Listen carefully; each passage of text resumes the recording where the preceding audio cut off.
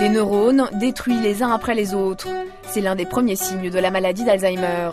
Le problème, c'est de détecter cette diminution du nombre de neurones dans le cerveau. C'est pour le moment impossible. Mais dans ce laboratoire, des chercheurs ont eu une idée. Suivre les neurones à la trace grâce à un composé chimique. L'objectif, c'est de fabriquer, de synthétiser des molécules dont on espère qu'elles vont aller se fixer sur la cible que l'on vise dans le cerveau. Et ces cibles, ce sont ces récepteurs qui se désactivent lorsque les neurones meurent. La molécule créée, présente ici, dans ce liquide vert, doit être capable de s'y fixer le mieux possible.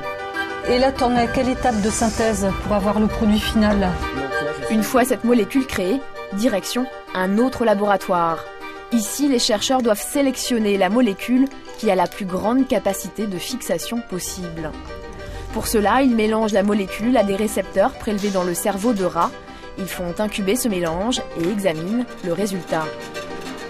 Et justement, la molécule testée aujourd'hui semble avoir un grand potentiel. A priori, c'est vraiment un produit intéressant. C'est-à-dire qu'ensuite, on va essayer de le tester chez l'animal. C'est l'exemple type du produit là qui promet. Voilà ce qu'on peut dire. Mais avant cela, il reste encore une étape à franchir. Car le problème de cette molécule, c'est que pour le moment, elle est indétectable. La solution, c'est de lui adjoindre un atome radioactif. Cette opération a lieu derrière ces portes blindées. L'atome radioactif n'est manipulé que par des automates. Au bout d'une demi-heure de réaction chimique, il s'est enfin fixé à la molécule. Dans ce conteneur, le produit est prêt à être injecté. L'objectif, c'est d'essayer d'améliorer la précocité du diagnostic de façon à pouvoir améliorer la prise en charge thérapeutique. Mais avant les essais cliniques sur l'humain, il faut tester le produit sur l'animal. Des rats simplement endormis à qui les chercheurs ont injecté le composé radioactif avant de leur faire passer un scanner. On injecte des quantités de produits qui sont infimes et donc on ne risque aucun effet pharmacologique, aucun effet secondaire.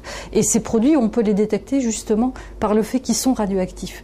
D'où le terme utilisé de traceur. Ça trace vraiment le produit, cette radioactivité. Sur l'écran, les neurones sont donc détectés grâce aux produits radioactifs et représentés ici en rouge. Le traceur de neurones est donc un moyen efficace de quantifier leur diminution.